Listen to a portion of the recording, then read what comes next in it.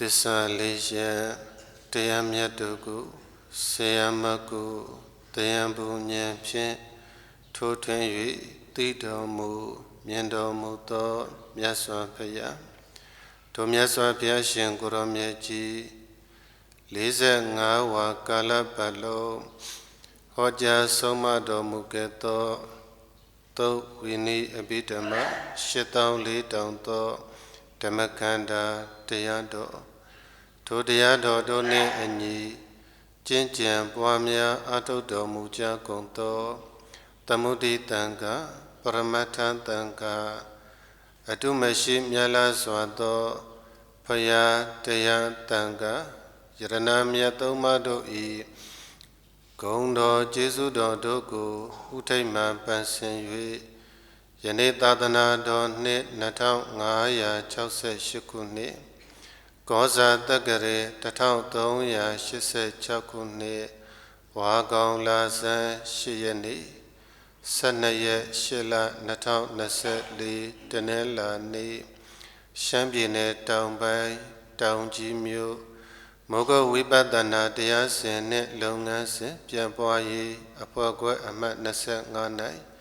1385-1380ကျောင်းတတ္တမဘတ်10ရက်တရားစခန်းပွဲကြီးဤတတရနေ့နည်းနည်းပိုင်းချိန်ကာလသမယမှာဦးဇန၏ဆွေတော်မျိုးတော်အပေါင်းသူတော်ကောင်းတို့အားပဋိစ္စသမုပ္ပါဒ်နှင့်ဘဝဖြစ်စဉ်အပိုင်း3တရားတော်ကိုဆက်လက်ပြီးတော့ကျေးဇူးဆက်ဟောကြားပေးသွားမှာဖြစ်ပါတယ်ပဋိစ္စသမုပ္ပါဒ်နှင့်ဘဝဖြစ်စဉ်အပိုင်း3တရားတော်ကိုမဟောကြားကြမနာကြားကြသေးမီမူလတရားပိုင်းရှင်ဖြစ်တော်မူသောသုံးလောကထွဋ္ဌာသဗ္ဗညုမြတ်စွာဘုရားရှင်ကိုရောမြတ်ကြီးအား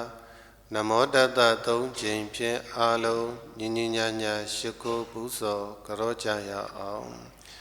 နမောတတ္တဘဂဝတောအရဟတောသမ္မာသမ္ဗုဒ္ဓတ္တနမောတတ္တ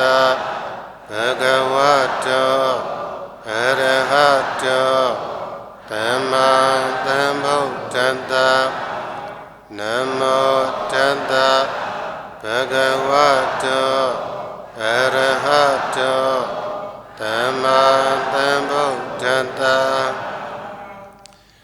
ပဋိစ္စသမုပ္ပါဒ်တရားတော်များကိုဟောကြားကြနာယူကြတဲ့အခါမှာကျေးဇူးတော်ရှင်အဘိဓစ္စမဟာရထဂုရုဧကမဟာပန္တိတမောဂုံဆရာတော်ဘုရားကြီးဤဥပနိတယနှင့်အညီဟောကြားကြနာယူကြမှာဖြစ်တဲ့အတွက်ဆရာတော်ဘုရားကြီးဤအတန်တော်ဉာဏ်တော်တို့ကိုပူဇော်သောအဖြစ်မူလနတ်ဖြာအစဖြာသောလင်္ကာဆောင်ပုဒ်နှစ်ခုတို့ကိုအာလုံးညီညီညာညာရွတ်ဆိုပူဇော်ကြရအောင်မူလနတ်ဖြာသစ္စာနှစ်ခုလေးခုအလွှာ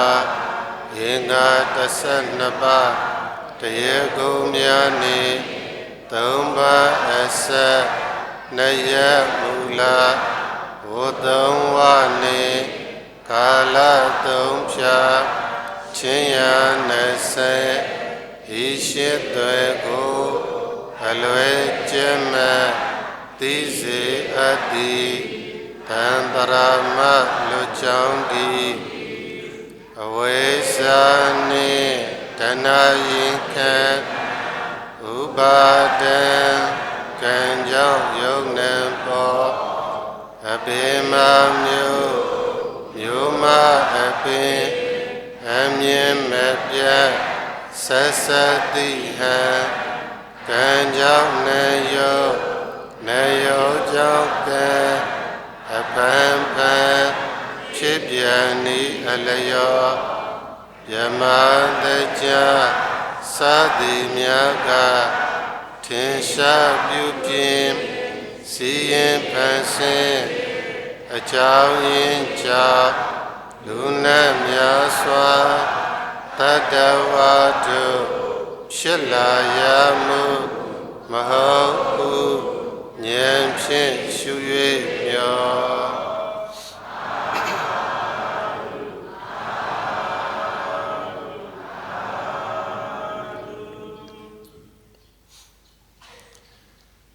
Tadawa asa awaisa tanaka de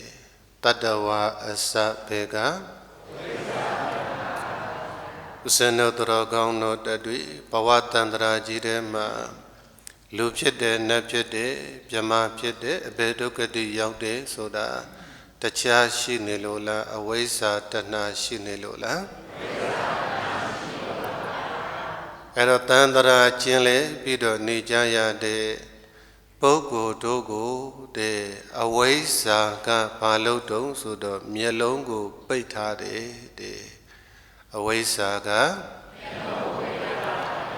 တဏှာကညာတယ်တဏှာက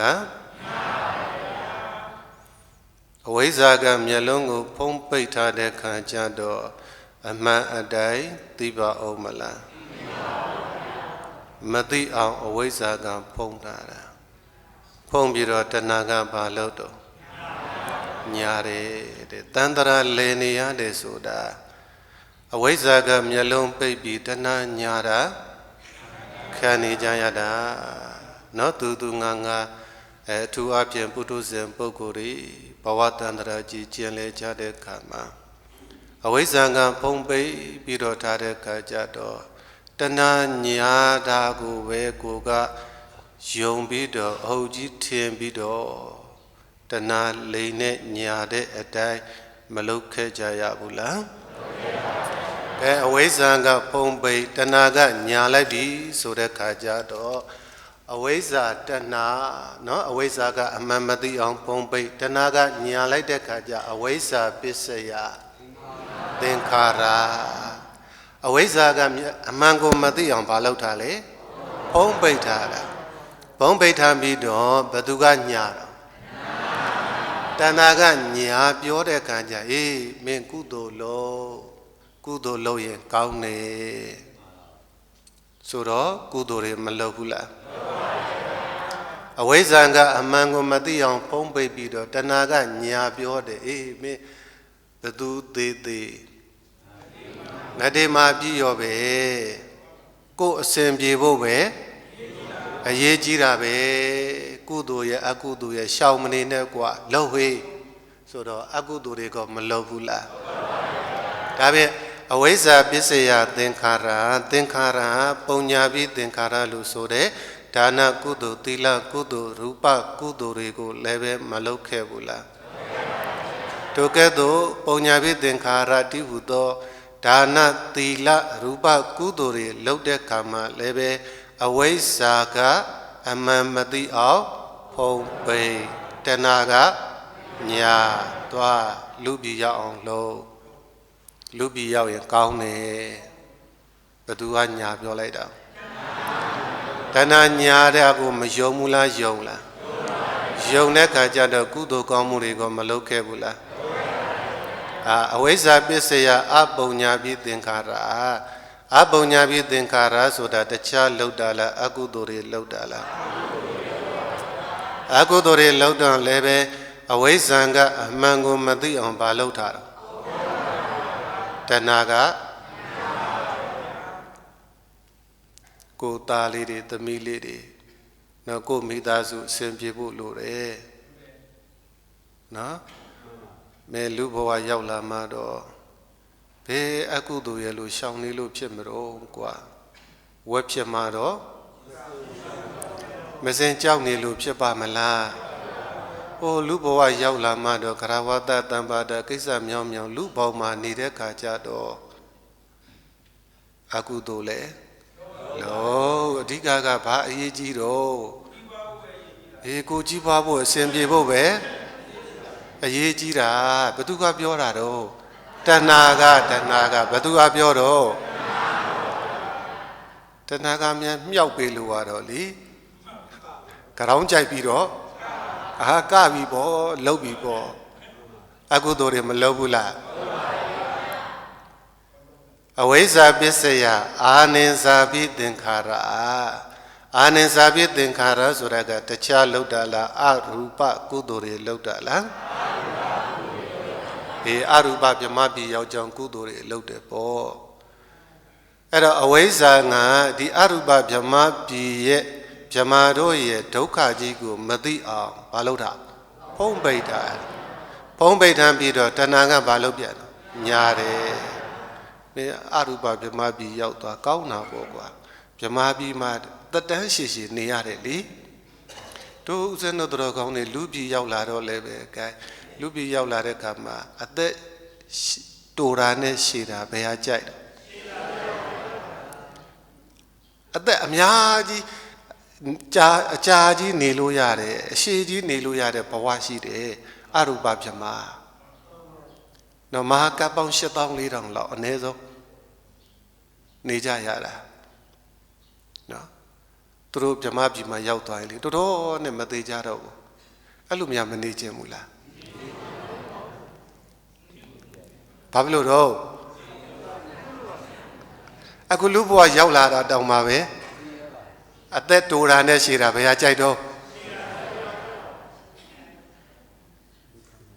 လူဘဝကြီးမှာခင်ဗျားတို့သေမှာကြောက်လို့နော်ဆေးတွေဘာတွေနဲ့အမျိုးမျိုးသုံးနေရတာအသက်ရှည်ခြင်းနဲ့လူကြီးပဲရဲ့လူဘဝအသက်ရှည်တယ်ဆိုတာတကယ်တကယ်ကြတခဏပဲနော်လူပြည့်250မှာဒါစတုမာရဲမှာ1ရက်လောက်ရှိတာလေလူပြည့်200မှာတာဝတိန်သာမှာ1ရက်လောက်ရှိတာဟိုဗြဟ္မာပြည်နဲ့သွားတွေ့လို့ရှိရင်ခင်ဗျားတို့လူပြည်မှာအသင်ချေလောက်ရှိမှာဗြဟ္မာပြည်မှာ1ရက်လောက်ရှိမှာဗျာဗြဟ္မာပြည်ကိုမရောက်ချင်ဘူးလားမှန်မှန်ပြောဘာဖြစ်လို့မရောက်ချင်တာအလိမ်ပြေသွားပြီပေါ့အလိမ်ပြေပြီလားအခုမှပြေအောင်အလိမ်ပြေအောင်ဖြီးနေတာစူးစမ်းနေတာရှိသေးတယ်ပြေပလားမိဘဆရာသမားရှိမလို့သာလိမ်ပြောနေရတာနော်ပြီးတော့အလိမ်ခံအောင်ပါပဲအဲ့တော့ဗြဟ္မာပြည်ရောက်တာကောင်းတယ်ကိုကမင်းဗြဟ္မာပြည်မှာတက်တန်းရှိရှိနေရတယ်လူပြည်မှာဆိုလို့ရှိရင်လေရာဇဒေါဝဘေးဒုက္ခတွေမရှိဘူးလားလူပြည်မှာဘေးဒုက္ခတွေရှိတယ်အမျိုးမျိုးပေါ့ဗျာဘေးဆိုးကြီး25မျိုးနတ်ပြည်ရောက်သွားတော့ကိုနတ်ပြည်ရောက်သွားရင်တော့ဘေးဒီလိုဘေးဆိုးကြီးတွေတော့မရှိပါဘူးဒါပေမဲ့နတ်ပြည်မှာလည်းပဲကောင်းတဲ့နတ်လည်းရှိတယ်မကောင်းတဲ့နတ်လည်းနော်ဓမ္မနတ်အဓမ္မနတ်ဆိုတာရှိတယ်နောက်ပြီးတော့နတ်ပြည်မှာလည်းပဲစန့်ကျင်ဘက်ဝိတဘာကအာယုန်နေဆိုတာရှိတယ်နတ်ဒီနတ်လောကလည်းအပြိုင်ဆိုင်မဲ့နော်လူပြည်မှာပြိုင်ကြဆိုင်ကြတာမဟုတ်ဘူးနတ်ပြည်လည်းပြိုင်ကြဆိုင်ကြတာပဲနော်ဝိတဘာကအာယုန်နေလည်းများတယ်နော်ဒါကြောင့်တို့မနောပရောတိကနတ်တွေဆိုလို့ရှိရင်ဝိတဘာကအာယုန်နဲ့ကြုံစိတ်ကလေးတိုးလိုက်တာနဲ့သေပဲဒေါသအဖြစ်မခံဘူးနတ်တွေဟာလေနော်မနောပရောတိကနတ်မျိုးတွေကြတော့နည်းနည်းလေးစိတ်ဆိုးပြီဆိုရင်သေတာပဲဒါပြင်နတ်ပြည်မှာဆိုလို့ရှိရင်လည်းပဲစัจကျင်မဲ့ဝိတဘာကအာယုန်နေရှိတယ်ဗြဟ္မာပြည်မှာじゃမရှိတော့ဘူးနော်ဗြဟ္မာပြည်မှာကြတော့တလို့ရာဇတော်ဝါစောရတော်ဝါစတဲ့ဘေဇိုကြီးတွေလည်းမရှိဘူးစัจကျင်မဲ့ဝိတဘာကအာယုန်နေလည်းဘာဖြစ်လို့လဲကာမဂုဏ်အာယုန်မှသူတို့မခံစားတော့ပဲကိုဗျာဆိုတော့ဗြဟ္မာပြည်ရောက်ရင်ကောင်းတယ်ကဲဗြဟ္မာပြည်ရတော့လဲပဲတခြားရမှာလားခန္ဓာရမှာလားခန္ဓာရပါသစ္စာဒုက္ခသစ္စာကိုဒုက္ခသစ္စာလို့မသိအောင်ဘသူကဖို့ဗြဟ္မာပြည်ကောင်းတယ်လို့ဘသူကညာတဏှာကညာလိုက်တဲ့အခါကျအဝိဇ္ဇပစ္စယအာနိဇာပိသင်္ခါရအလုပ်တွေကိုမလုပ်ဘူးလားကဲလုပ်တဲ့အခါကျအဝိဇ္ဇပစ္စယသင်္ခါရဘာသစ္စာဘာသစ္စာအဝိဇ္ဇာဖုံတဏှာညာပြီးတဏှာအညာခံပြီးတော့ပြုတ်လုခဲ့သမျှသည်ဘာသစ္စာချမ်းသာကြောင်းလားဆင်းရဲကြောင်းလားတန်တရာတလျှောက်လုံးဥစ္စံတော်ကောင်းတို့တည်းအဝိဇ္ဇာကမျက်လုံးကိုဖုံးပိတ်ထားတဏှာကညာဟိုခင်ဗျားတို့မြင်းများလေမျက်ခြောက်တွေကျွေးတဲ့ခါကျတော့မြင်းဘာလောက်ထားတာမျက်မှန်စိန်လေးတတ်ထားတာလေမျက်မှန်စိန်လေးတတ်ထားတဲ့ခါကျမြင်းကဘယ်နဲ့ထည့်နော်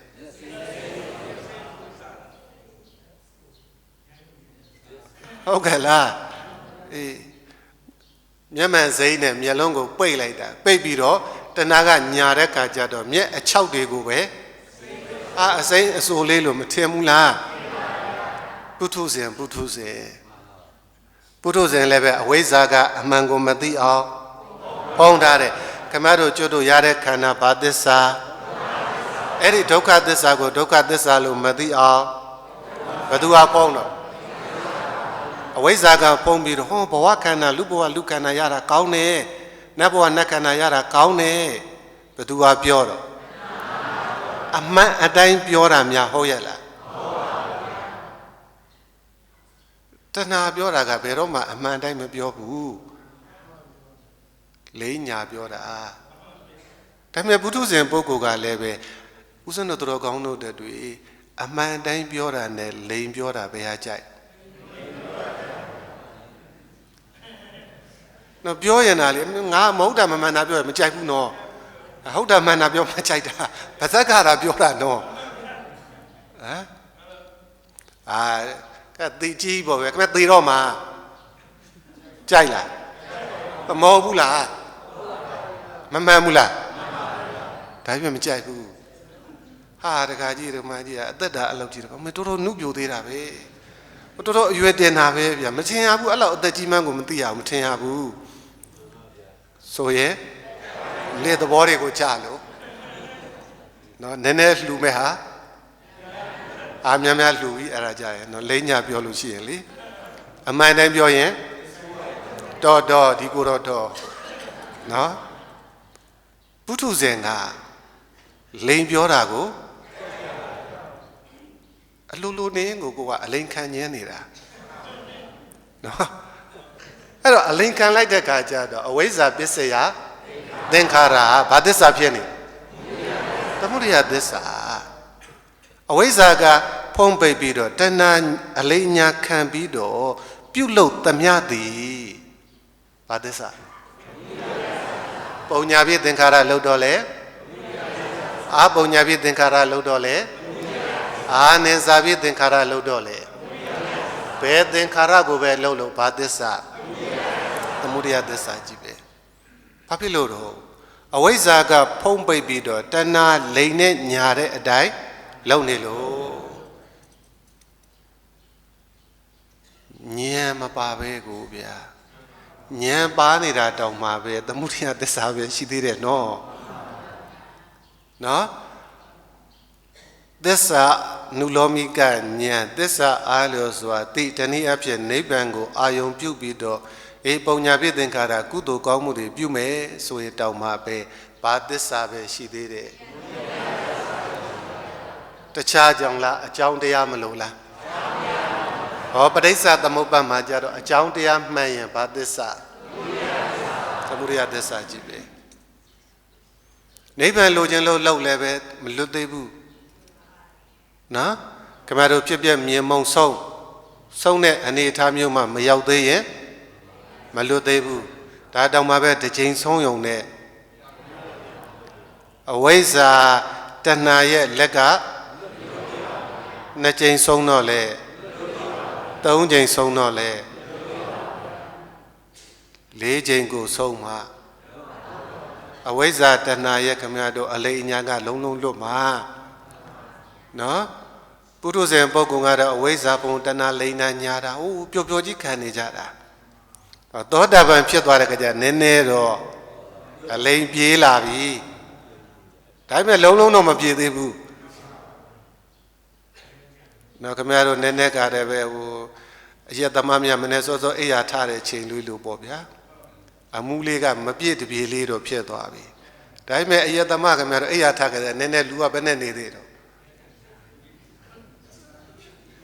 အမှုတော့ပြေတရားရောင်တော့ဖြစ်သွားတာပဲဒါပေမဲ့လူကထိုင်းတဲ့ရစ်တစ်တော့ရှိတော့မယ်ဗျာဟုတ်တယ်မို့လားတာမန်ပုထုဇဉ်ပုဂ္ဂိုလ်ကတော့ခင်ဗျားတို့အချင်းပြည့်တောက်စားမူးရနေတဲ့လူလိုပေါ့ဗျာနည်းနည်းသောတာပန်ဖြစ်သွားပြီဆိုရင်တော့အမှုလေးကမပြည့်တပြေတော့ဖြစ်လာပြီနော်လုံလုံးတော့မပြေဘူးအလိန်ကလေဘာဖြစ်မှပြေမှာတော့ယဟန္တာဖြစ်မှာဘာဖြစ်မှာယဟန္တာဖြစ်မှာအဝိဇ္ဇာတဏှာရဲ့လိန်ညာမှုကလုံးလုံးလွတ်မြောက်သွားတာနှုတ်ဆိုမလို့သေးဘူး ခမတို့ကျွတ်တို့ကတခြားလားပုထုဇဉ်ပုဂ္ဂိုလ်တွေလားပုထုဇဉ်ပုဂ္ဂိုလ်တွေဖြစ်နေတဲ့အခါကျဟဲ့အဲ့ဒါအဝိဇ္ဇာကဖုံးပြီးတော့တဏှာကနင်းကိုညားနေတာမယုံနဲ့ပြောလေဟုတ်တယ်မလားဟမ်အဲ့ဒါနဲ့အဝိဇ္ဇာဖုံးပြီးတော့တဏှာညာတာနဲ့မယုံနဲ့မခံနဲ့ဟိုသိတဲ့နားလေတဲ့သူကပြောရင်လေမရဘူးမလေးသူပြောတာမှဟုတ်မိဘပြောတော့တလမရပြောတော့ဟုတ်ကဲ့လားအဝိဇ္ဇာတဏလိန်နာညာတာကိုပဲဥစ္စံတို့သူတော်ကောင်းတို့တွေ့ပုထုဇဉ်ပုဂ္ဂိုလ်တွေကပြောကြီးအလိန်ညာခံနေကြတာဒါဖြင့်အဝိဇ္ဇာတဏအလိန်ညာခံပြီးတော့ပြုတ်လို့တဲ့သင်္ခါရမှန်သမျှဘာသစ္စာကံဟောဒီသမုဒိယသစ္စာအလုတ်ကိုလောက်ရင်တော့ဘာသစ္စာကိုရမယ်တခြားရလို့လားခန္ဓာရလို့လားကံရတဲ့ခန္ဓာဘယ်နှပါပြောကြည့်ပါဦးဝိညာဉ်နာယုတ်သာလယတနာဖတ်တာဝေဒနာခန္ဓာရရင်တော့ဘာသစ္စာလူဘဝလူခန္ဓာရလဲဘာသစ္စာနတ်ဘဝနတ်ခန္ဓာရလဲဘာသစ္စာဗြဟ္မာဘဝဗြဟ္မာခန္ဓာရလဲဘာသစ္စာအဘေဘဝအဘေခန္ဓာရလဲဘာသစ္စာခန္ဓာရရင်တော့ဒုက္ခသစ္စာကြီးပါပဲချမ်းသာရမလားဆင်းရဲရမလားဘယ်ဘဝဘယ်ခန္ဓာရရာဒုက္ခသစ္စာဆင်းရဲရတာပဲဟုတ်ကဲ့လားဒါဖြင့်ဒီခန္ဓာ၅ပါးဒုက္ခသစ္စာဘာကြောင့်ရတာပါလဲသမုဒယသစ္စာကြောင့်ဘာသစ္စာကြောင့်လွန်လေပြသောအတိတ်ကာလတုန်းကဘာသစ္စာလောက်ခဲ့လို့တခြားလောက်ခဲ့တာလားသင်္ခါရအလုပ်တွေလောက်ခဲ့တာလားသင်္ခါရအလုပ်တွေလောက်တဲ့ခါမှာလည်းပဲကိုယ်သဘောဆန္ဒအတိုင်းလောက်ခဲ့တာလားအဝိဇ္ဇာတဏအလေးညာခံပြီးတော့လောက်ခဲ့တာလားအဝိဇ္ဇာကဖုံးတဏကညာအဝိဇ္ဇာဖုံးပိတ်တဏအလေးညာခံပြီးတော့သင်္ခါရအလုပ်တွေလောက်လာတာအဝိဇ္ဇာဖုံးပိတ်တဏလိညာခံပြီးသင်္ခါရအလုပ်လုပ်တဲ့အတွက်ကြောင့်ဝိညာဏယောတလိုက်ရဏပတ္တဝေရဏဘာသစ္စာရတယ်အဝိဇ္ဇာကဖုံးတဏကညာပြီးတော့မင်းလူပြည်လူဘဝရောက်အောင်လုပ်လူပြည်ဆိုတာကောင်းတယ်သူညာတဲ့အတိုင်းကိုကလူပြည်ရောက်ကြောင်းကုသိုလ်တွေမလုပ်ခဲ့ဘူးလားကဲလုပ်ခဲ့တော့လဲဘာရတော့ဘာသစ္စာမင်းနတ်ပြည်ရောက်ရင်ကောင်းတယ်ကွာတဏကညာလိုက်တာလေအဝိဇ္ဇာပုံတဏညာပြီးတော့နတ်ပြည်ရောက်အောင်ကမလုပ်ခဲ့ဘူးလား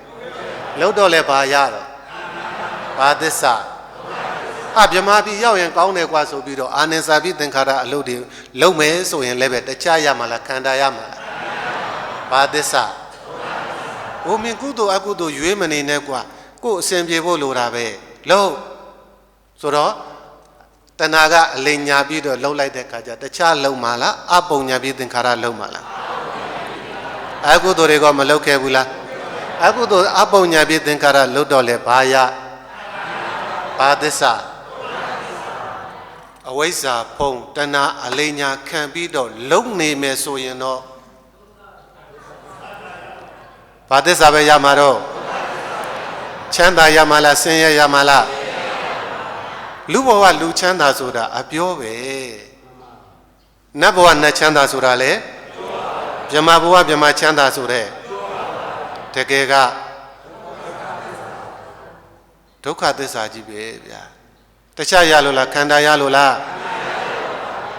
လူဘဝလူချမ်းသာဆိုတာဆရာတော်ကြီးကပြောတယ်လေဆိုင်းပုတ်ပဲရှိတာတကယ်အတွင်းအနှစ်သာရကြည့်လိုက်တော့ဒုက္ခသစ္စာကြီးမို့လားအခုဥစ္စံတော်တော်ကောင်းတို့တွေခန္ဓာကြီးမရဘူးလားကခန္ဓာရတာတဲ့ခါကျဒီခန္ဓာ၅ပါးယုံနိုင်တဲ့ဘာကအမျက်မပြတ်မနှိမ့်ဆက်ဘူးလားနှိမ့်ဆက်နေလားဘာသစ္စာအဲ့ဒါထပ်ပြီးတော့အလိုလိုက်မနေနဲ့ရထားတဲ့ခန္ဓာဘာသစ္စာ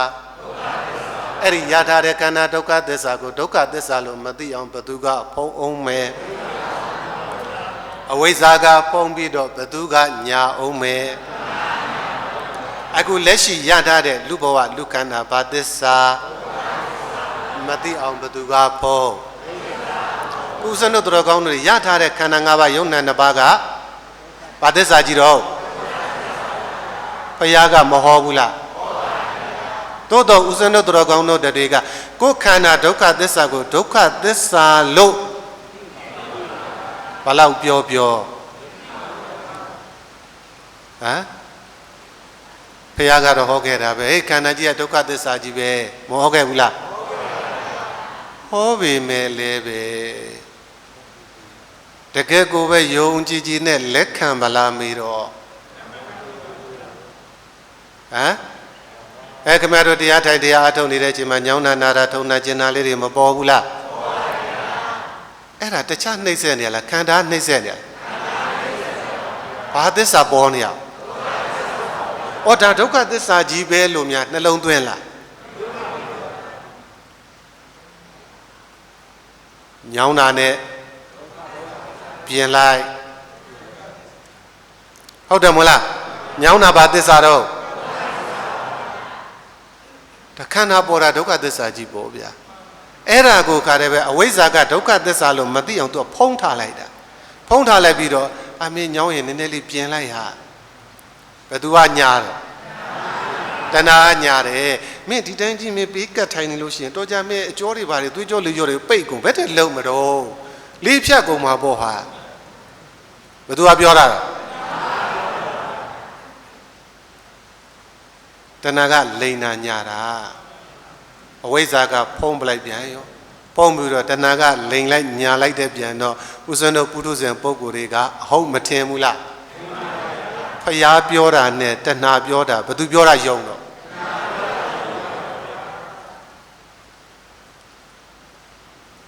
ဖျားပြောတာကိုမယုံဘူးတဏှာပြောတာကိုပဲ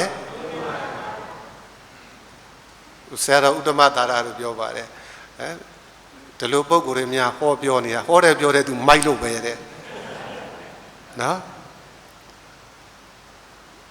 ပုထုဇဉ်ပုဂ္ဂိုလ်က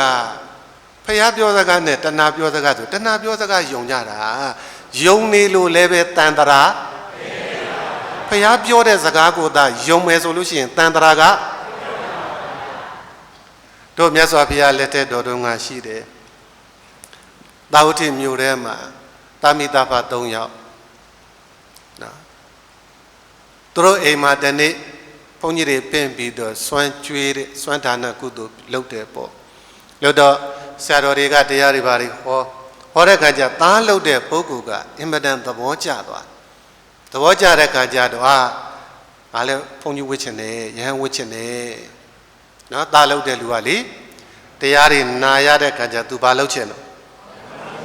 ယဟန်ဝစ်ချင်တယ်ယဟန်ဝစ်ချင်တဲ့ခါကျတော့သူ့အမေနဲ့သူ့ဖေရှိကိုခွင်တောင်းတယ်မေတို့ဖေတို့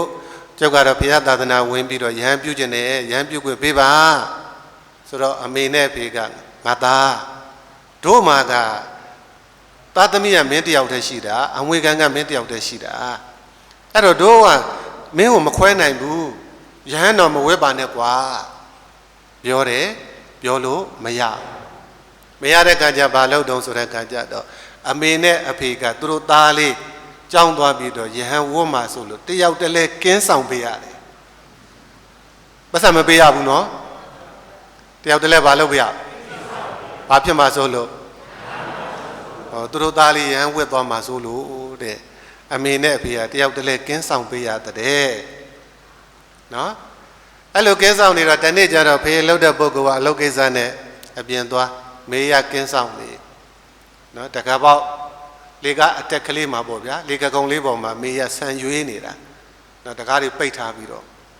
အဲ့ဒါသားလုပ်တဲ့ပုဂ္ဂိုလ်ကအမေကိုပြောတော့အမေကျုပ်အိမ်သာသွားခြင်းနဲ့ဗျာဆိုတော့အမေလုပ်တဲ့ပုဂ္ဂိုလ်ကလည်းအမှုမဲ့အမှန်ပဲဖြစ်သွားတာပေါ့အေးသွားဆိုဖွင့်ပေးလိုက်တော့ဟိုကတခါတည်းပြေးတာပဲအိမ်သာသွားသလိုနဲ့ပြေးစေတုံအကြောင်းသွားပြီးတော့ဘာလုပ်တော့ယဟန်ဝတ်တယ်အဲ့ဒါလိုယဟန်ဝတ်နေတဲ့အခါကျနောက်ဖေကအလောက်ကပြန်လာတယ်ပြန်လာတဲ့အခါကျတော့အိမ်ရောက်တာနဲ့သူမိမကိုမေးတယ်ဟဲ့နင်သားရောဟိုခုနကတော့ဟိုမှာအိမ်သာသွားခြင်းနဲ့ဆိုပြီးတော့ဆင်းသွားတာပဲအိမ်သာသွားကြည့်မရှိတော့ မရှိတော့ဖေးရသိတယ်ဒီကောင်တော့ကြောင်းသွားယဟန်ဝတ်ပြီးနေတူတယ်ဟေးဆိုကြောင်းလိုက်သွားတယ်လိုက်သွားတော့မှသူသားကဘာဖြစ်နေလဲသူသားယဟန်ဖြစ်နေတဲ့ခံကြတော့မင်းမှဘုန်းကြီးဝတ်ရငါလည်းဝတ်မကွာဖေးပါဘုန်းကြီးဝတ်သွားတာ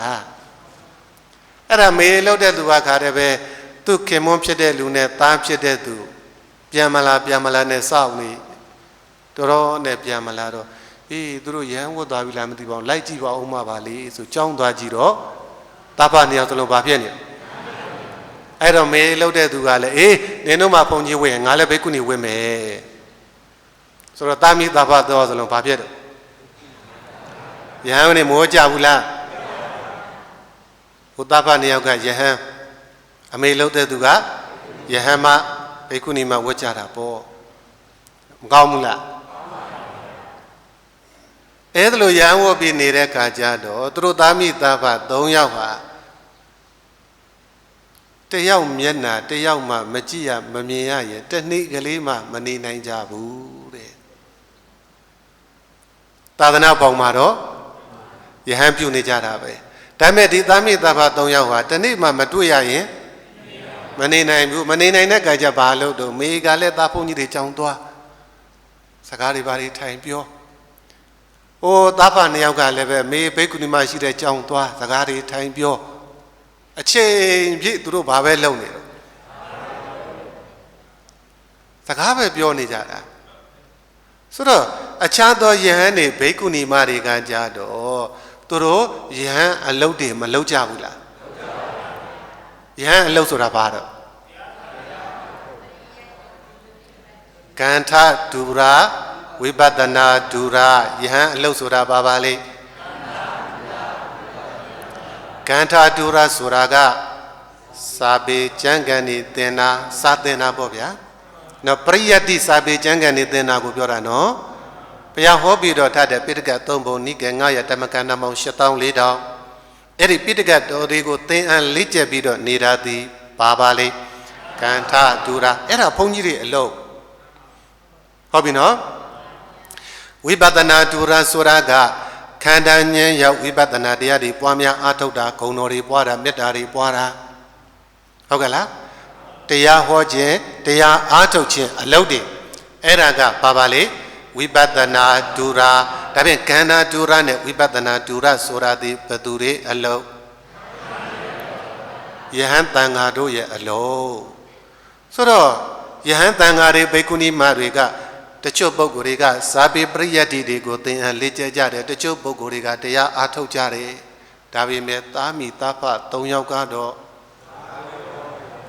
သူများတွေကတရားထိုင်လို့သူတို့ကသူများတွေကတရားလေးနှလုံးသွင်းလို့တချို့ယောဂီတွေက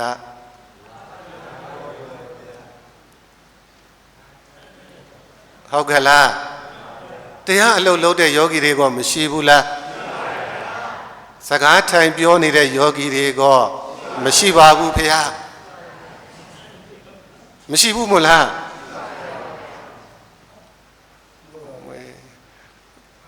သူရုံးရောက်ရင်တက်သေးလိုက်ချင်လို့ ਨੇ တူတယ်ဟမ်အဲ့တော့ဒီသားမိသားဖ3ယောက်ကယဟန်တရားတွေအားမထုတ်ဘူးဘာပဲလုပ်နေတယ်စကားပဲထိုင်ပြောနေကြတာအဲ့ဒါနဲ့ကြံတဲ့ယဟန်တွေကမြတ်စွာဘုရားရှောက်ကြတာမြတ်စွာဘုရားဒီယဟန်သားမိသားဖ3ယောက်ကတော့တရားလည်းအာမထုတ်စာလည်းမသိဟိုခြားခြားသောယဟန်တွေဘိက္ခုနီမတွေကစာသင်စာကျက်အလုပ်တွေလုပ်လို့တရားတွေအားထုတ်လို့သူတို့3ယောက်ကစုညံနဲ့စကားကြီးပြောနေတာဘုရားဆိုတော့မြတ်စွာဘုရားကအဲ့ဒါနဲ့သူတို့သားမိသားဖ3ကိုခေါ်တဲ့လာဦးမင်းတို့ယဟန်တရားအာမထုတ်ဖဲနဲ့စကားပဲထိုင်ပြောနေတယ်ဆိုဟုတ်လားဟုတ်တယ်ဖေရအမှန်တိုင်းတော့ဝန်မခံဘူးလားမင်းတို့ကောင်းနေတဲ့ကိုချစ်ခင်နှစ်သက်တဲ့ပုဂ္ဂိုလ်တွေနဲ့ကိုယ်ကွင်းရခြင်းကလည်းပဲဒုက္ခပဲမဆင်းရဲဘူးလားမချစ်ခင်မနှစ်သက်တဲ့ပုဂ္ဂိုလ်တွေနဲ့အတူတူနေရတာလေဆင်းရဲဒုက္ခပဲဒါကြောင့်မင်းသင်္ခါရတရားတွေပေါ်မှာတဲ့ချစ်ချင်းမုန်းခြင်းနေမဖြစ်စေနဲ့ကွာဒုက္ခကြီးပဲဖ ះကဒီသားမိသားဖ3ယောက်အတူတကွပေါင်းတဲ့ဆက်ဆံနေတယ်ဆိုတာဒီဘာသစ္စာအလုပ်တွေလုပ်နေတာဘာသစ္စာအလုပ်တွေလုပ်နေတာတော့ယောဂီတွေတရားမထုတ်ဘဲနဲ့စကားထိုင်ပြောနေတာဘာသစ္စာအလုပ်တွေလုပ်အဲ့ဒါသမုဒိယအလုပ်တွေပဲသမုဒိယအလုပ်တွေလုပ်ရင်တော့ဒုက္ခရောက်အောင်မှာပေါ့ဖះကပြောပြတာမင်းတို့အဲ့လိုမနေနဲ့ကွာတဲ့တကယ်ကြတော့ဒါသင်္ခါရဒုက္ခတွေပဲပြောတော့တာမိသားဖ3ယောက်ကအိုးအဲ့လိုမှမနေရရင်မနေဘူးဗျာဆိုအကုန်လူထွက်သွားတာခမရတို့ထက်ဆိုးတယ်နော်ဟမ်ခမရတို့ကမှနည်းနည်းတော်သေးတယ်မှန်ပါတယ်ဗျာတဲ့တော်သေးရဲ့ဆိုတော့မှန်ပါတယ်ဗျာသူညာပြောလို့ပြောမှမသိဘူးအသားမြတ်ဖတ်တော့မဆိုးဘူးလားဖះကပြောတာတောင်းပါပဲဘသူပြောတာကိုနားထောင်တယ်ပုထုဇဉ်ပုဂ္ဂိုလ်တွေဖះပြောတာတောင်မယုံဘူးဗျာတဏှာပြောတာကြတော့ယုံလိုက်တာဟိုပုဂ္ဂိုလ်ဟိုသားမိသားဖတ်တော့ကဥပမာပြောတာအဓိကကပဓာနာကအေးဥစ္စံတို့တော်ကောင်းတို့တဲ့တွေတဏှာပြောတာကိုမယုံနဲ့ဖះပြောတာကိုယောဆရာတော်ဘုရားကြီးကပြောတယ်တဏှာဆိုတာဝမ်းတွင်းကရှေ့နေတဲ့တဏှာဆိုတာခင်ဗျားတို့ဘုန်းကြီးတွေကဘလောက်ပဲဟောဘုရားကဘလောက်ပဲဟောဒါပေမဲ့ကိုဝမ်းတွင်းကရှေ့နေတာမင်းအဲ့လိုမဟုတ်ဘူးကွာဘလို့လေးတော့ရှိသေးတယ်ဟာအမလေးဝမ်းတွင်းကရှေ့နေပြောရင်ခင်ဗျားတို့ယုံလားဟုတ်တယ်မို့လားစားတဲ့တောက်တဲ့နေရာပဲဖြစ်ဖြစ်ဟိုတတိပဋ္ဌာန်လေးနဲ့စားမှာပေါ့ဘုရားကမဟုတ်ဘူးလားနော်ဒါသမထပဲရှုဝိပဿနာပဲရှုစားတဲ့အချိန်မှာလှုပ်လို့ရတယ်နော်သမထရှုတယ်ဆိုတာတို့သမထကမ္မဋ္ဌာန်း40ထဲမှာအာဟာရပฏิကူလတင်ညာဆိုတာပါတယ်လေအာဟာရရဲ့ဒီအစာအာဟာရကိုဆက်စုပ်ယွန်းရှားပွဲရအဖြစ်ဆင်ခြင်ပြီးတော့စားတယ်လို့ဒါသမထကမ္မဋ္ဌာန်းအရာမှာကြတယ်လို့ဟောတယ်နော်ဝိပဿနာကြတော့ဒီစားစိတ်ကလေးကိုရှုပြီးတော့စားဘုရားကမဟောဘူးလားဟိုအဲ့လိုစားနေလို့ကတော့ဟုတ်တယ်မို့လားဝမ်းတွင်းကရှင်းနေကပြောတော့တာမင်းအဲ့လိုစားနေလို့ဘေးဖြစ်မတော့ကွာဟမ်ဘာလဲလဲမြန်မမေးလဲဟုတ်တယ်မို့လားဘသူကပြောတာတဏှာပြောတဲ့စကားကိုပဲယုံတာဖះပြောတဲ့စကားကြတော့တန်တရာလေတာလဲပြောမနေနဲ့တော့ဗျာဟုတ်တယ်မို့လားတန်တရာလေရတာလဲအားမရသေးပါဘူးဝါပဲလားမဝါသေးဘူးအငတ်မသားတွေဆရာတော်ကြီးကလေပါတယ်တော့ဘသူဘဝသေးလို့တယ်အတုပရှုကြွပါလုံးမနေနဲ့တဲ့အငတ်မသားသေးလို့အတုပရှုကြွပါပြောဘသူဘဝသေးတာမဟုတ်ဘူးဘာသေးတာလဲအငတ်မသားတွေဝါသေးတယ်လို့မရှိဘူးတန်တရာလဲတဲ့အခါမှာလေတော်ပါပြီတန်ပါပြီဆိုပြီးတော့သေသွားတဲ့ပုဂ္ဂိုလ်ငတ်ပြီးတော့သေတဲ့သူကြီးပဲရဲ့ဟုတ်တယ်မို့လားအဲ့တော့ရထားတဲ့ခန္ဓာကဘာသစ္စာအဲ့ဒီဒုက္ခသစ္စာကိုဒုက္ခသစ္စာလို့မသိအောင်အဝိဇ္ဇာကဖုံးပြီးတော့ဘသူကညာတော့တဏှာညာတဲ့ခါကျတဏှာပစ္စယတဏှာကညာထားတဲ့ခါကျအဲ့ဒီတဏှာညာလိုက်တဲ့အရာလေးပေါ်မှာဘာဖြစ်နေစွဲနေတာနော်ဆလေးတောက်တယ်ဆရာဝန်တွေကဆလေးတောက်ရင်မကောင်းဘူးယောဂါတွေဖြစ်တယ်မပြောဘူးလား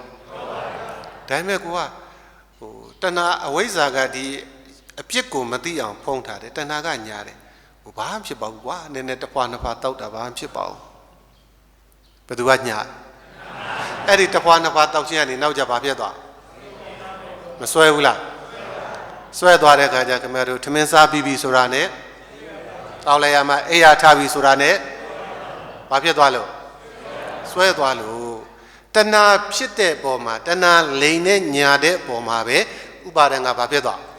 ဆွဲသွားတယ်ဥပါဒံဆွဲတဲ့အခါကျဥပါဒနာပစ္စယကံနေပြန်ပြီးတော့မလုပ်ဘူးလားလုပ်လားကာယကံဝစီကံမနောကံကံသုံးပါးနဲ့မလုပ်တဲ့အချိန်များရှိလားအိတ်နေတဲ့အချိန်မဲ့နော်အိယာထတာနဲ့ကံသုံးပါးနဲ့အလုပ်တွေမလုပ်ဘူးလားဘသူလိန်ညာထားတဲ့အတိုင်းလုပ်တာတဏှာလိန်ညာထားတဲ့အတိုင်းပဲတဏှာကလိန်ညာထားတဲ့အခါကျတဏှာလိန်နဲ့ညာတဲ့အတိုင်းပဲဥပါဒံကမဆွဲလန်းဘူးလားဥပါဒံဆွဲလန်းတဲ့အတိုင်းပဲကံနေမလုပ်ဘူးလားဟောတဏှာဥပါဒံကံနေလို့တော့ဘာသစ္စာချမ်းသာကြောင်းလားဆင်းရဲကြောင်းလားဒါဖြစ်ဘာအလုပ်တွေပြန်လုပ်တာဆင်းရဲကြောင်းအလုပ်တွေလုပ်နေတာတဏှာအလိညာခံပြီးတော့လုံနေမယ်ဆိုရင်တော့ဆင်းရဲကြောင်းပဲဖြစ်နေအောင်ပါပဲတဏှာကလည်းဥစဉ်တို့တို့ကောင်းတို့တွေကောင်းရကောင်းကြောင်းကြတော့မညွန်ပြဘူးနော်ကောင်းတဲ့နေရာကြတော့မညွန်ဘူးဒုက္ခရောက်မဲ့နေရာပဲအဲ့ဒါကိုပဲဥစဉ်တို့တို့ကောင်းတို့ကသူမှသူမလေးမွေဝေးကပိုက်ပိုက်တာတဲ့ဆိုသေးတယ်နော်တဏှာကိုကပိုက်ပိုက်ထားတာနော်တဏှာကပိုက်ပိုက်ထားတဲ့အခါကျမလေးတဏှာပြောတာမှအဟုတ်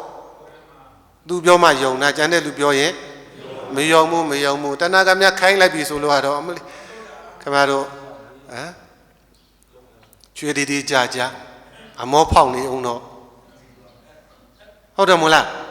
တဏှာများချော့ခိုင်းလိုက်ပြီတဏှာတခါတလေကြချော့ခိုင်းတယ်တခါတလေကြလည်းမြောက်ခိုင်းတယ်တခါတလေကြလည်းခြောက်ခိုင်းတာပေါ့ဗျာတဏှာခိုင်းတာကြတော့မယုံဘူးလားယုံလားယုံတဲ့အတိုင်းကံနေလုံးမယ်ဆိုလို့ရှိရင်တော့ဘာသစ္စာချမ်းသာကြောင်းလားဆင်းရဲကြောင်းလားတဏှာခိုင်းတာလုံနေသမျှတော့ဘာသစ္စာသမုဒယသစ္စာအလုတ်ကိုလုပ်ရင်တော့ဘာသစ္စာရအောင်မယ်ကာမဘဝပစ္စယဇာတိပစ္စယကဲဇာတိရတယ်ဆိုတာဒီတခြားရတာလားခန္ဓာရတာလားခန္ဓာမှရထားပြီဆိုရင်တော့ဇရမရဏပြေလို့လွတ်ပါမလားဥမာသေးမှာပဲဘယ်ခန္ဓာရဘယ်ဘဝရောက်ဥသေးကလွတ်ပါမလားဘာသစ္စာရဒါပေမဲ့နောက်အနာဂတ်ကာလမှာဒုက္ခသစ္စာရတယ်ဆိုတာကဟောဒီပစ္စုပန်မှာဘာသစ္စာအလုပ်တွေလုပ်လို့ဟောဒီပစ္စုပန်မှာသမုဒယသစ္စာအလုပ်တွေလုပ်တယ်ဆိုတာဒီပစ္စုပန်ဒုက္ခသစ္စာကိုဒုက္ခသစ္စာလို့မသိအောင်ဘသူကဖောဘသူကညာအဝိဇ္ဇာကပုံတဏှာကညာတဲ့အခါကျပစ္စုပန်ခန္ဓာဒုက္ခသစ္စာကိုဒုက္ခသစ္စာလို့မသိတော့ဘာသစ္စာတွေလို့သမုဒယသစ္စာတွေလို့ရင်ဘာသစ္စာရအောင်မယ်အတိတ်ဘဝတုန်းကလည်းဘာသစ္စာလုပ်ခဲ့ဘသူကဖောဘသူကညာအဝိဇ္ဇာပုံတဏှာအညာခံပြီးတော့သင်္ခါရအလုပ်တွေမလုပ်ဘူးလားလှုပ်တဲ့အတွက်ကြောင့်ဘာသစ္စာပြန်ရဒုက္ခသစ္စာကြီးရတော့လေဒုက္ခသစ္စာလို့မသိအောင်အဝိဇ္ဇာကပုံတဏှာကညာဘာသစ္စာပြန်လို့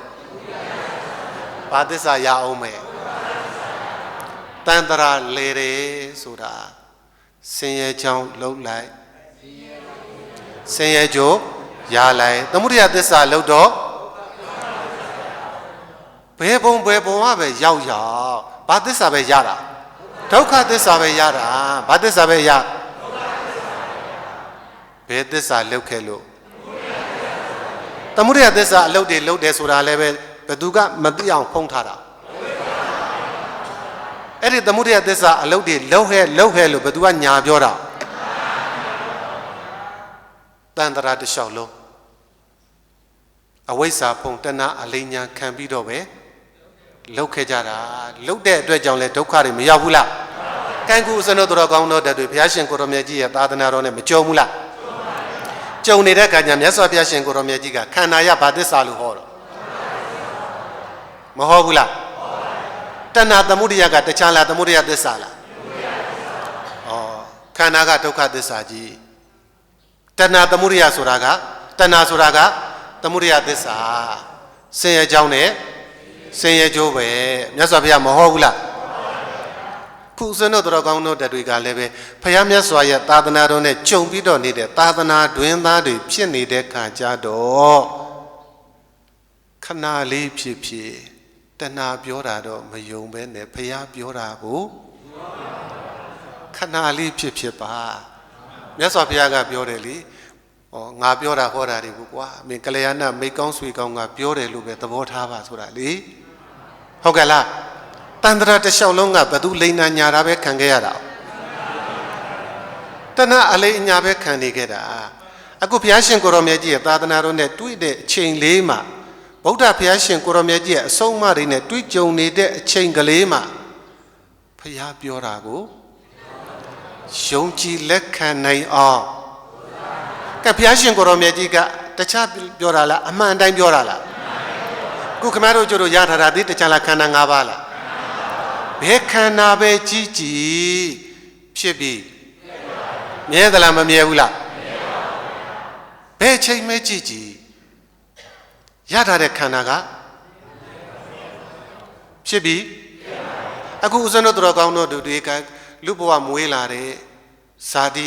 မစဘူးလားပရိသေတွေနေခဲ့ရတယ်။ကဲဇာတိပရိသေတွေနေခဲ့တဲ့အချိန်လေးကိုပြန်စဉ်းစားကြည့်ချမ်းသာသလားဆင်းရဲသလား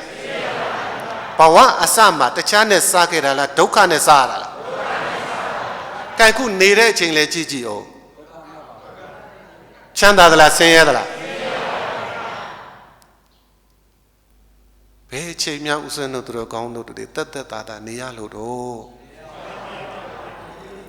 ဟမ်မနေရဘူးနော်ခင်ဗျားတို့မွေးရပေါ်မှာတုံးလုံးလေးနေအောင်တော့ကလေးတိုင်းမှာငုတ်တုတ်ကလေးထိုင်းနေအောင်တော့တက်တက်တာတာများရှိလား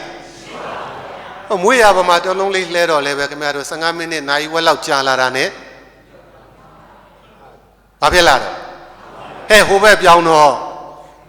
ဒီဘက်စောင့်နေရတာဘယ်နဲ့ဖြစ်လာညောင်းလာနာလာပြီတက်တာရဲ့လားဘလို့နေတက်တာတယ်ဆိုတာတက်တာအောင်လို့အမျိုးမျိုးကပြုပြင်မပေးဘူးလားပြုပြင်ပေးပေမဲ့လည်းပဲရရဲ့လားခန္ဓာကအမြဲတမ်းနှိမ့်ဆက်နေတာဘာသစ္စာတော့ဒါဖြင့်ဦးဇင်းတို့တော်ကောင်းတို့ဘဝအလယ်မှာလဲဘာနဲ့နေရခုတဖြည်းချင်းနဲ့ကနေကမှငယ်ရကနေပြီးကမှကြီးပြီးတော့မလာဘူးလားအိုမင်းရင်ရော်ပြီးတော့မလာဘူးလားအဲ့ဒါဒုက္ခလားဒုက္ခလားငယ်ငယ်တုန်းကနေတူသေးလားဘုငယ်ငယ်တုန်းကတော့နေပူမိုးရွာခင်ဗျားတို့ဝမ်းရပဲမှောက်တရုပ်ပဲဆွဲဘာမှအခုတော့ရသေးလားခန္ဓာကြီးကတဖြည်းချင်းနဲ့ယိုယွင်းပျက်စီးနေပြီယိုယွင်းပျက်စီးနေတဲ့ဆိုကြတဲ့ကဒုက္ခလားဒုက္ခလားကဲဘဝအဆုံးမှာလည်းပဲမသေးရဘူးလားသေခြင်းလို့သေရတာများဟုတ်ရဲ့လားသေတဲ့ခါမှာလည်းပဲတက်တာများသေရပါမလားမချိမဆက်ခံစားပြီးမှဒါဖြင့်ဘဝအဆုံးမှာလည်းဘာနဲ့ဆုံးတော့ဘဝအစလည်းဒုက္ခဘဝအလယ်မှာလည်းဒုက္ခဘဝအဆုံးမှာလည်းဒုက္ခနဲ့စဒုက္ခနဲ့နေဒုက္ခနဲ့ဆုံးရတဲ့ဘဝဟုတ်တယ်မို့လားဒါကမြတ်စွာဘုရားပွင့်လို့သာသိရတဲ့အသီးရထားတဲ့ခန္ဓာ၅ပါးယုံနာ၅ပါးကြီးကြည့်လိုက်အောင်ဘယ်ချိန်မှကြည့်လိုက်ဖြစ်ပြီးတော့ဘာသစ္စာတော့ဘုရားမဟောဘူးလားကိုဉာဏ်နာနဲ့နာနိုင်အောင်ကြိုးစားတဏှာနာနဲ့ဆိုရင်တော့နာလို့ရပါမလားတဏှာကတော့ခင်ဗျားတို့လိမ့်ညာနေတာဟုတ်ဗျာနော်ဒုက္ခခန္ဓာကသူ့ဒုက္ခတွေပြလဲပဲဟိုးမင်းဘလို့တက်တာအောင်နေလိုက်ဘလို့လှုပ်လိုက်ရင်တက်တာပါတယ်ဆိုပြီးတော့တဏှာလိမ့်ညာနေတာပဲနော်အခုဖျားပွင့်နေဖျားသာသနာတော်နဲ့ကြုံတဲ့အချိန်လေးမှာတော့တဏှာလိမ့်ညာတာကိုမခံနဲ့တော့ဟုတ်ကဲ့လားသူများလိန်နာညာတာမကြိုက်ဘူးမို့လားမကြိုက်ရင်တဏှာအလိန်ညာတာတွေကိုတဏှာကလိန်ညာနေတာလူဘဝရောက်ရင်ကောင်းတယ်လူဘဝလူချမ်းသာဆိုတာဘယ်သူကလိန်ထားတာတော့ နတ်ဘဝရောက်ရင်ကောင်းတယ်နတ်ဘဝနတ်ချမ်းသာဆိုတာဘယ်သူကလိန်ထားတာဗြဟ္မာဘဝကောင်းတယ်ဗြဟ္မာဘဝဗြဟ္မာချမ်းသာတယ်ဆိုလည်းဘယ်သူကလိန်ထားတာတဏှာလိန်တာမခံနဲ့တော့ဘယ်ဘဝဘယ်ခန္ဓာပဲရရခန္ဓာရရင်တော့မြတ်စွာဘုရားကမဟောဘူးလားဒါဖြင့်တဏှာပြောတာယုံရမှာလားဘုရားပြောတာယုံရမှာလားတဏှာပြောတယ်ဆိုတာကဥစ္စံတို့တော်ကောင်းတို့ကိုဒုက္ခရောက်အောင်လို့ပြောတာဒုက္ခရောက်အောင်လို့မကောင်းတဲ့လူမကောင်းတဲ့ပုဂ္ဂိုလ်ဟာလေလူတယောက်ကိုပြောပြီးဆိုလို့ရှိရဲ့သူ့ကိုကောင်းကျိုးရောက်အောင်လို့ဘယ်တော့မှမပြောဘူးဒုက္ခရောက်အောင်ပဲပြောတာလူကောင်းသူကောင်းကပြောလို့ရှိရင်နာကိုယ်ကောင်းရကောင်းကြောင်းလေးတွေပြောတာဟုတ်တယ်မို့လားအဲ့တော့တဏှာကပြောတယ်လိန်နေညာတယ်ဆိုတာကလည်းပဲဥစ္စံတို့တော်ကောင်းတို့တွေကိုတခြားရောက်အောင်လို့လားဒုက္ခရောက်အောင်လို့လားအခုဘုရားရှင်ကိုရောမြတ်ကြီးကခန္ဓာရဒုက္ခသစ္စာလို့မဟုတ်ဘူးလားအဲ့ဒါကတခြားရောက်ဖို့လားနိဗ္ဗာန်ရောက်ဖို့ပြောတာလားဒုက္ခတွေကရဖို့ပြောတာလားဒုက္ခတွေချုပ်ငြိမ်းဖို့ပြောတာလားဒါပြန်ဘယ်သူပြောတာယုံရမယ်တဏှာလိန်ထားတာကိုခင်ဗျားတို့ပြေအောင်ဖြေတဏှာပြောတာကိုဘာနဲ့ဖြေရမှာဉာဏ်နဲ့ဖြေဘာနဲ့ဖြေရမှာတော့ဉာဏ်နဲ့ဖြေဆိုတဲ့အခါကျကိုရထားတာကတခြားလားခန္ဓာ၅ပါးလားဘယ်ချိန်မဲ့ကြည့်ကြည့်ဒုက္ခသစ္စာဘယ်ချိန်မဲ့ကြည့်ကြည့်ဟောဒီတဏှာကပြောတာကကြတော့ခန္ဓာရရင်ကောင်းတယ်မပြောဘူးလားဉာဏ်ကကြည့်လိုက်တော့ကောင်းသလားမကောင်းဘူးလားတဏှာကပြောတာကဒုက္ခဉာဏ်နဲ့ကြည့်လိုက်တော့ဟုတ်ကဲ့လားတဏှာကပြောတာကဟောဒီခန္ဓာကအတ္တဉာဏ်နဲ့ကြည့်လိုက်တော့မြဲတဲ့ခန္ဓာလားမမြဲတဲ့ခန္ဓာလားဒါပေမဲ့တန်ត្រာတစ်လျှောက်လုံးကတော့ဘယ်သူလိန်နာညာတာခံခဲ့ရတယ်အဝိဇ္ဇာကအမှန်မသိအောင်ဖုံးပြီးတော့တဏှာကဘာလို့တော့သူလိန်နာညာတာပဲခံလာခဲ့တာအခုသူတော်ကောင်းတို့တက်တွေကတဏှာအလိန်နာညာတာကနေပြီးကမှအလိန်ညာတွေပြေအောင်ဖြည့်ဘာနဲ့ဖြည့်ရမှာလဲဉာဏ်နဲ့ဖြည့်ဆိုရင်တခြားခန္ဓာကိုတခြားလောမှာလားဉာဏ်နဲ့ကြည့်ရမှာလားကိုယ်ခန္ဓာကိုဉာဏ်နဲ့ကြည့်လိုက်တဲ့ခါကျတော့ခန္ဓာကဘာသစ္စာပဲပြမှာစိတ်ကြည့်မခံဘူးကြည့်လိုက်တာနဲ့မရှိတော့ကြည့်လိုက်တာနဲ့မရှိတော့ဘူးဖြစ်ပြီးပြည့်နေတာပဲဘယ်မတော့ဒုက္ခရှိရလားဟောဒီလောက်ဖြစ်လိုက်ဖြစ်နေမှာတော့ဒုက္ခဆိုတာရှာလို့ကိုဒါပေမဲ့ခန္ဓာကဘာသစ္စာလဲအဲ့ဒီဒုက္ခသစ္စာကိုဒုက္ခသစ္စာလို့သိအောင်လို့နော်အဝိဇ္ဇာကဖုံးထားတာကြီးကိုခွာကြည့်လိုက်ဉာဏ်နဲ့ခွာကြည့်ပြီးတော့ဩဒါခန္ဓာဒုက္ခသစ္စာကြီးပဲဉာဏ်နဲ့ကြည့်လိုက်တော့မတွေ့ဘူးလားတွေ့လိုက်မယ်ဆိုလို့ရှိရင်အဝိဇ္ဇာဖုံးထားတာလေမျက်စိမှာတိမ်ဆွဲနေတဲ့ပုံကိုခင်ဗျားတို့တိမ်ထုတ်ပလိုက်တယ်လို့ပေါ့ဗျာနော်မျက်လုံးတိမ်ဆွဲနေတဲ့အခါကျအမှန်တိုင်းမြင်သေးလားအခုခန္ဓာကဒုက္ခသစ္စာကြီးပဲလို့ကိုဉာဏ်ကသိသွားပြီဆိုလို့ရှိရင်မျက်လုံးမှာဆွဲနေတဲ့တိမ်မရှိတဲ့အခါကျဒုက္ခကိုဒုက္ခပဲလို့မသိဘူးလားသိသွားမလားသိသွားပြီဆိုလို့ရှိရင်တဏှာကလိန်လို့ညာလို့ရပါအောင်မလားတဏှာအလေးအညာပြေသွားလို့ရှိရင်တော့ဒုက္ခသမုဒယဒုက္ခလို့ဆိုတဲ့သစ္စာနှစ်ခုလည်နေတဲ့ခန္ဓာပရိစ္ဆသမုပ္ပါမပြတ်ဘူးလားပြတ်သွားပြီဆိုတခြားရောက်မှလားနိဗ္ဗာန်ရောက်မှလားဒါပေမဲ့ဥစ္စံတို့တော်ကောင်းတို့တွေကတန်ត្រာလဲကျင်တာလားနိဗ္ဗာန်ရောက်ကျင်တာလားနိဗ္ဗာန်ရောက်ကျင်တယ်ဆိုလို့ရှိရင်အဝိဇ္ဇာတဏှာလိန်နာညာတာကိုမခံနဲ့တော့အဝိဇ္ဇာတဏှာလိန်နာညာတာကိုအဝိဇ္ဇာတဏှာလိန်နာညာတာမခံကျင်ဘူးဆိုလို့ရှိရင်အမှန်အတိုင်းသိအောင်လုပ်သူများလိန်နာညာတာမခံကျင်ရင်သိအောင်လုပ်မသိရင်တော့အလိန်ခံရအောင်ပါပဲဟုတ်တယ်မို့လားလောကအရာကြီးတဲ့မှာအရာထဲမှာလည်းကြည့်လေမသိရင်အလိန်ခံရမှာပဲသိရင်အလိန်မခံရဘူးဒါပေမဲ့တဏှာအဝိဇ္ဇာတဏှာလိန်နာညာတာမခံကျင်တော့ပါဘူးဆိုရင်သိအောင်ဘာသိအောင်လုပ်ရမှာဒုက္ခသစ္စာဘာသစ္စာသိအောင်လုပ်ရမှာတော့ဒါပေမဲ့ကိုယ်ခန္ဓာကဘာသစ္စာအဲ့ဒီဒုက္ခသစ္စာကိုဘာနဲ့သိအောင်လုပ်